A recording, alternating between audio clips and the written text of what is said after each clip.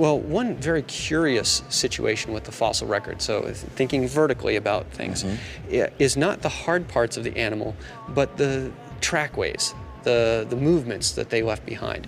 So in North America, for example, the first dinosaurs are in what are called Triassic sediments. Now, these are units about halfway up in the fossil record and what I would consider to be about midpoint of the flood or so. But the first record of dinosaurs in North America are not the bones, footprints.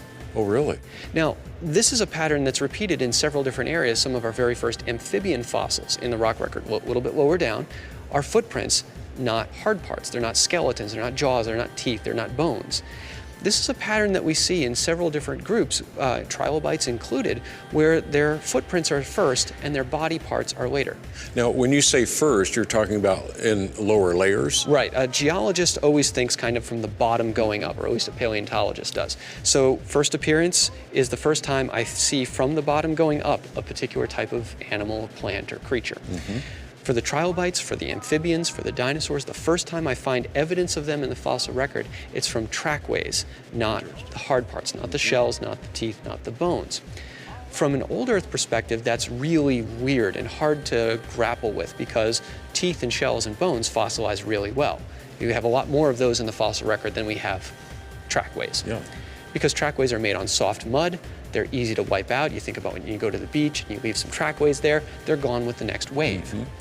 But when it comes to the fossil record from a global flood perspective, starting in Genesis and recognizing that the flood is a dynamic and destructive event, we have evidence of these animals running away from whatever's coming.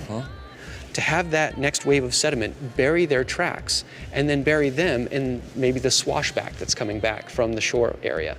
And so the discovery of a pattern here, and this is important, it's not just an isolated fact, it's a pattern of trackways followed by bones and teeth and shells that says there's not much time between the formation of this trackway and the discovery of the trilobite or the dinosaur.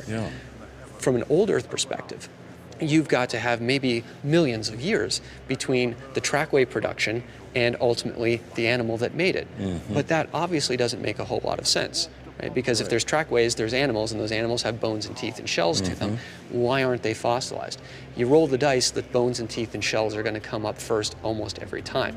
But here in the fossil record, it's like you've rolled snake eyes 10 times in a row. Something's wrong with the pattern. Instead, the pattern's telling us something different. There's no time between when somebody leaves a track and when somebody gets buried.